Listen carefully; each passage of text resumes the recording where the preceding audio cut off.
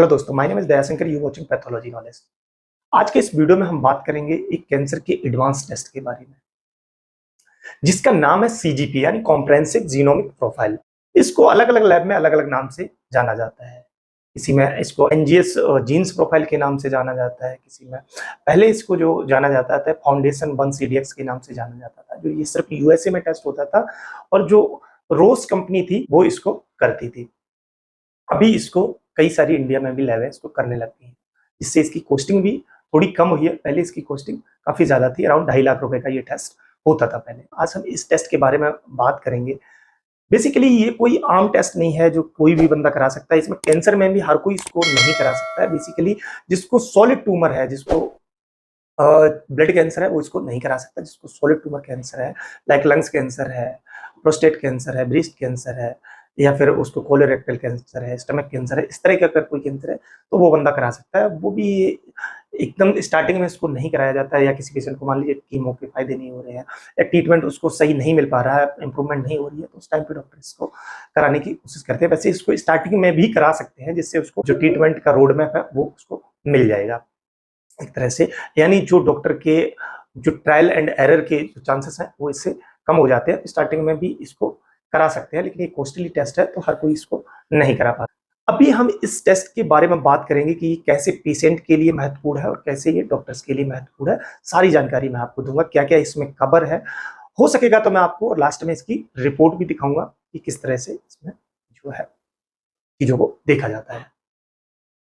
सबसे पहले हम बात करते हैं कि इस पेशेंट के लिए कैसे महत्वपूर्ण है। देखिए, पेशेंट को क्या होता है, जो किसी पेशेंट को कैंसर होता है तो उस पेशेंट को बेसिकली पहले उसको पेट सीटी से पता चलता है या किसी और टेस्ट से पता चलता है। उसके बाद उसको बायोप्सी करानी पड़ती है। बायोप्सी कराने के बाद उसका एक जो टिश्यूज होता है उससे अलग अलग टेस्ट डॉक्टर कराते हैं, क्योंकि ये स्टार्टिंग में अगर बायोप्सी से उसको कैंसर डिटेक्ट हुआ, उसके बाद भी कई टेस्ट कराने पड़ते हैं, जिसमें कैंसर का टाइप देखा जाता है। लाइक किसी को लंग्स कैंसर है, उसके बाद उसको EGFR वगैरह जो उसके जीन्स के वो है, वो MSI वगैरह ये लिख दिए जाते हैं। तो ये अलग अलग टेस्ट लिखे जाते हैं और उसके बाद अगर वो निगेटिव आता है तो फिर दूसरा लिखा जाता है। तो इस तरह से किए जाते हैं। या फिर हॉट स्पॉट पैनल किया जाता है। हॉट स्पॉट पैनल से भी जो 81% जो बायोमार्कर्स है वो मिस हो जाते हैं, यानी 81% जो जो जीन्स में खराबी कह लीजिए या फिर जो जीन्स म्यूटेशन है वो पता नहीं लग पाती है, वो जो है कहीं ना कहीं मिस हो जाती है और ट्रीटमेंट के जो सही तरीके हैं वो पेशेंट को नहीं मिल पाते हैं। तो इसलिए जो हॉट स्पॉट पैनल है या जो और पैनल है छोटे, उनसे चीजें कवर नहीं हो पाती। उसके लिए ये जो टेस्ट है ये बहुत महत्वपूर्ण है। इसमें 550 प्लस जीन्स कवर होते हैं, जो एक नेक्स्ट जनरेशन सीक्वेंसिंग के थ्रू उनको देखा जाता है, जिसमें RNA और DNA दोनों तरीके से उनको दोनों जो सीक्वेंसिंग है वो चेक की जाती हैं कि किसमें प्रॉब्लम है, जिससे कि एक अच्छे से जीन्स का पता लगाया जा सकता है कि किस जीन्स में प्रॉब्लम है, क्या प्रॉब्लम है जिसकी वजह से पेशेंट को कैंसर हो रहा है, कि ये जो सॉलिड ट्यूमर है वो बढ़ रहा है। तो ये देखा जाता है। साथ ही साथ PDL1 देखा जाता है, जो एक है इम्यूनोथेरेपी में बहुत ही महत्वपूर्ण होता है, जिसको मैं आगे आपको समझाऊंगा। तो ये चीजें इसमें देखी जाती है। अगर छोटे पैनल कराते हो उसमें क्या होता है कि आपका जो टिश्यूज है वो बार बार जाता है लैब में, बार बार वो खत्म होता है और टिश्यू खत्म होने के बाद फिर अगर पेशेंट से लिया जाएगा तो जाहिर सी बात है पेशेंट को प्रॉब्लम होती है। तो उसमें इस टेस्ट को अगर स्टार्टिंग में कराते हैं तो आपको एक तो ट्रीटमेंट के चांसेस ज्यादा मिलते हैं और आपका टिश्यू सेव रहता है। ये जो है बेनिफिट होता है। अब बात करते हैं कि इसमें क्या क्या कवर है, वो आप समझ लीजिए, फिर आपको पता लग जाएगा कि डॉक्टर के लिए कैसे महत्वपूर्ण है। देखिए, ये हमारा जो टेस्ट है ये 7 पिलर पे डिपेंड है। हमारा जो 7 पिलर्स पे हम इसको कह सकते हैं। इसमें सबसे पहले SNVS। SNVS एक तरह की एक जीन्स की खराबी को कह लीजिए, इनके वो होते हैं। जैसे एक सिंपल तरीके से मैं आपको समझाने की कोशिश करूंगा जिससे हमारा पेशेंट भी समझ जाए। ये कंप्यूटर में जो प्रोग्रामिंग होती है, वो जो प्रोग्रामिंग है वो 0 और 1 नंबर को समझता है। तो जो भी कोड उसमें रहता है वो 0 और 1 नंबर से ही लिखा जाता है, उसको समझता है। ऐसे ही हमारी बॉडी भी एक सुपर कंप्यूटर है जो 4 लेटर पे डिपेंड होती है, जो बेसिकली होते हैं ACTG। क्या होते हैं ये? एडेनिन, साइटोसिन, थायमिन और ग्वानिन, ये होते हैं। इनसे ये जो है हमारा पूरा जो जेनेटिक सिस्टम है उसी पे डिपेंड होता है। इसके नंबर में जो स्पेलिंग से जो भी कोड होता है हमारी बॉडी को, वो स्पेलिंग से एक से वो दिया जाता है एक तरह से हमारी बॉडी में। जो पहले से इस तरह की प्रोग्रामिंग होती है, जैसे हमारे आंखों की पुतली काली है। तो वो जो है एक कहीं ना कहीं इस तरह से कोड बना हुआ है जिससे ये हमारी जो पुतली है वो काली है, जिसकी जिसकी स्किन काली है। तो एक वो कोड बना हुआ, वो इन्हीं 4 डिजिट से बना हुआ है, 4 लेटर से बना हुआ है। इन लेटर में जब कोई खराबी आ जाती है, जैसे कैट लिखा हुआ है किसी कोड को और उसको जब बैट लिख दिया जाता है, तो उसको हम बोलते हैं एसएनवीएस। एसएनवीएस उसको एक मेडिकल भाषा में बोला जाता है। तो वो प्रॉब्लम होती है। दूसरा होता है इंडेल। इंडेल क्या होता है, जब ये जो कोड है इसमें कोई एक्स्ट्रा जो लेटर है वो जुड़ जाता है, या फिर एक लेटर इसमें से रिमूव हो जाता है, डिलीट हो जाता है किसी भी जो कोड लिखा है उसमें से, तो उसको हम बोलते हैं इंडेल्स, यानी इंसरेशन या डिलीशन, वो होता है। नेक्स्ट होता है CNVS, जिसको कॉपी नंबर वेरिएंट बोला जाता है। हमारे जो जीन्स होते हैं वो बेसिकली क्या होता है, जो हमारे जीन्स हैं उनकी 2 कॉपी होती है जीन्स की। अब वो जो कॉपी नंबर वेरिएंट के केस में क्या होता है, उनमें या तो कोई एक्स्ट्रा कॉपी आके जुड़ जाती है या कोई कॉपी उसमें से डिलीट हो जाती है, तो वो PS की प्रॉब्लम जो है वो देखी जाती है। नेक्स्ट होता है जीन फ्यूजन।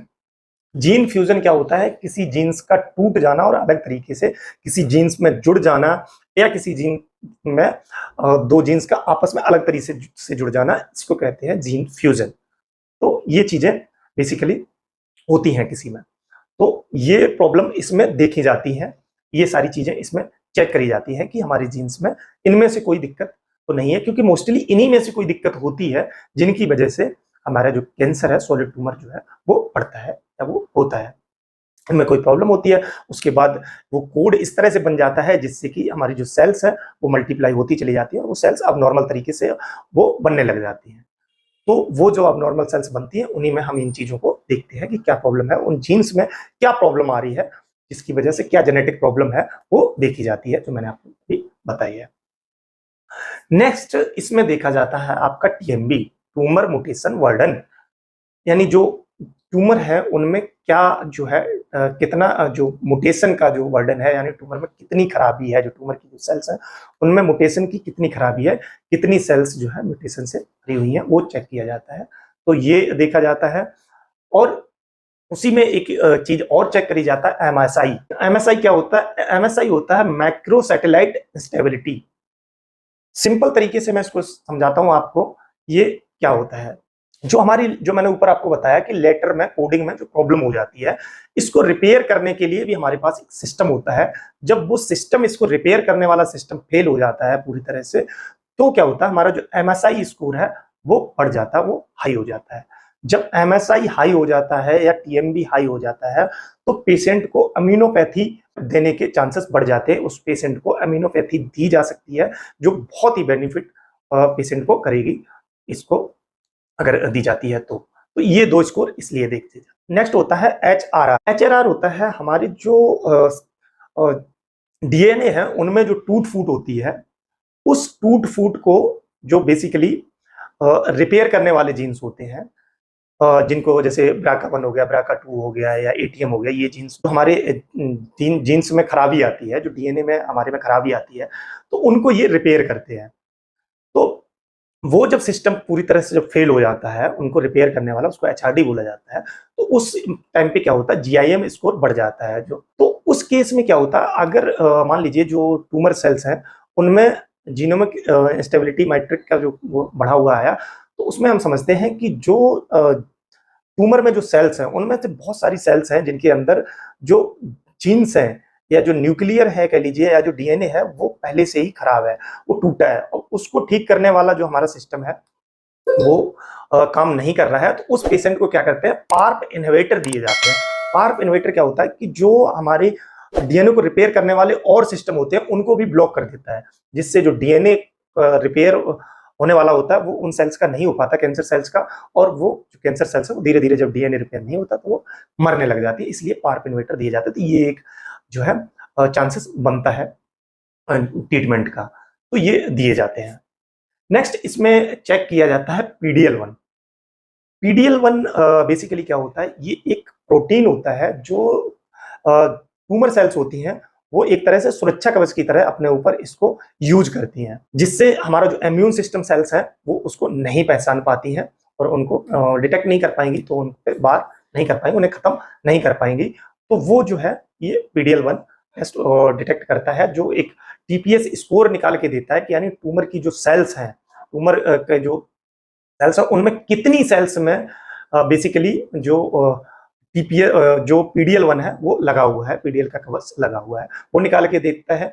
ये बेसिकली मोस्टली लंग्स कैंसर में TPS स्कोर देखा जाता है, और वहीं पे जो दूसरे होते हैं उसमें CPS स्कोर देखा जाता है, जैसे स्टमक कैंसर हो गया या ब्रेस्ट कैंसर हो गया, प्रोस्टेट कैंसर, इसमें CPS देखा जाता है। कंबाइंड देखा जाता है कि जो इम्यून सेल्स हैं उनमें PDL1 कितना लगा हुआ है और जो कैंसर सेल्स है उनमें कितना लगा हुआ है, क्योंकि कई बार हमारी जो सेल्स जाती हैं उनको ठीक करने, और वो खुद से वो अपने ऊपर वो सुरक्षा कवच उनके ऊपर लग जाता है या वो लगा लेती हैं। तो इससे ना पता नहीं लग पाता है कि हमारे इम्यून सिस्टम की सेल्स कितनी जो है PDL1 से सफर कर रही हैं, और जो वो है ट्यूमर सेल्स वो कितनी PDL1 से बच रही हैं। तो इस तरह से ये देखा जाता है।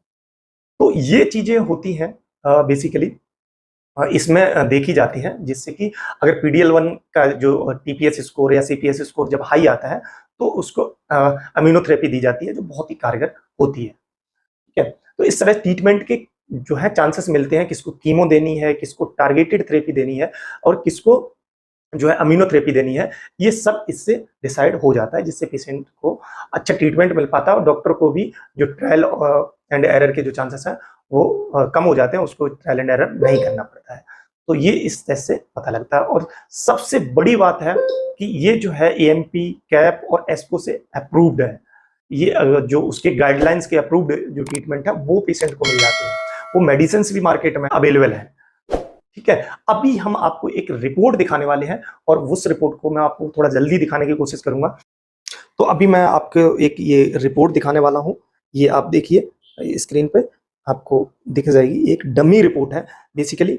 ये जो मैं कह रहा था कि ये जो टेस्ट है CGP, इसमें 550 प्लस जीन विद PDL1 इसमें है आपका। तो दूसरा आप देखेंगे ये नेक्स्ट जनरेशन सिक्वेंसिंग जो मेथड है उसको यूज किया गया है। ठीक है, और ये लंग्स कैंसर कार्सिनोमा इस पेशेंट को डिटेक्ट हुआ था, उसके बाद ये टेस्ट कराया गया है। अभी मैं आपको बताने वाला था कि इसमें बेसिकली क्या देखा जाता है। तो आप देखेंगे कि इसमें ये जो है फ्यूजन जो है पॉजिटिव आया है, जीन फ्यूजन है वो पॉजिटिव इसमें आया हुआ है। EGFR नाम का जीन्स है, उसमें ये फ्यूजन मिला है, एनवी के ये NAV1 और NTRK2 ये जो है इसमें डिटेक्ट हुआ है। इसके लिए जो अप्रूव्ड टारगेटेड थेरेपी है वो ये अवेलेबल है, टायर 1A। तो इसके लिए ये जो है मेडिसिन जो है टारगेटेड थेरेपी इस पेशेंट को दी जाएगी, जो काफी कारगर होगी। और हम इसमें एक चीज देखते हैं कि इसमें बेसिकली ये देखिए जो MSI इसका हाई आया हुआ है, ट्यूमर म्यूटेशन वर्डन है, ये इसका इंटरमीडिएट आया है। तो इसमें क्या है, ये इसको ओंकोलॉजी थेरेपी जो है वो अमीनो ओंकोलॉजी थेरेपी इसको दी जाएगी, जो इसके लिए काफी कारगर होने वाली है। नेक्स्ट हम देखेंगे कि ये दिया हुआ है MSI कितने से कितने तक ये आपका रहता है स्टेबल, और कितने से कितने तक ये आपका जो है इंटरमीडिएट में आता है, अनस्टेबल होता है, अनस्टेबल होता है तो ये इम्यूनोथेरेपी दी जाती है। टायर 1 की जो हमारी मेडिसिन हैं ये बेसिकली ये हमारे AMP एस्को के गाइडलाइंस के अकॉर्डिंग ये जो मेडिसिन हैं, AMP एस्को के गाइडलाइंस के अकॉर्डिंग ये मेडिसिन हैं। टायर 1 में लेवल A है, इस पेशेंट का लेवल A आया था, लेवल B की मेडिसिन अवेलेबल है।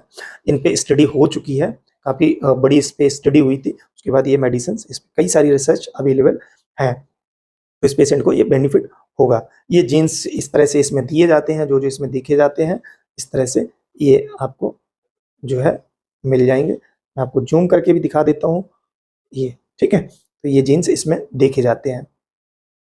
नेक्स्ट इस तरह से आपकी PDL1 की रिपोर्ट आती है। PDL1 में ये आपका TPS स्कोर और जो है CPS स्कोर देखा जाता है, उससे जो अमीनोथेरेपी जो है उसको देखा जाता है कि कितनी कारगर है। तो इस पेशेंट की इसमें रिपोर्ट अटैच नहीं है, ठीक है। तो इसका वो मेडिसिन आई है जिससे टारगेटेड थेरेपी इसको दी जाएगी और इसके बेनिफिट मिलेगा। होप सो आपको ये वीडियो पसंद आया होगा। वीडियो पसंद आया है और आपको कोई भी आपकी क्वेरी है, किसी भी तरह की आपकी कोई क्वेरी है तो आप पूछ सकते हैं, कमेंट कर सकते हैं, मैं आपको बताऊंगा। कोई डॉक्टर है कुछ पूछना चाहता है टेस्ट से रिलेटेड, वो भी पूछ सकता है, मैं नीचे इसमें अपना नंबर दे दूंगा। और कैंसर से रिलेटेड कोई भी टेस्ट है आपका, आप कांटेक्ट कर सकते हैं। हर एक स्पेशल टेस्ट के बारे में मैं आपको जानकारी दे सकता हूँ, आपका वो टेस्ट करा सकता हूँ। अगर दिल्ली में हैं आप तो वो टेस्ट मैं आपका करा सकता हूँ। कोई भी आपका अगर स्पेशल टेस्ट है आप करा सकते हैं, मैं उसको अच्छा आपको कम से कम प्राइस में आपको उस टेस्ट प्रोवाइड करा सकता हूँ। तो thank you for watching, have a nice day, bye bye.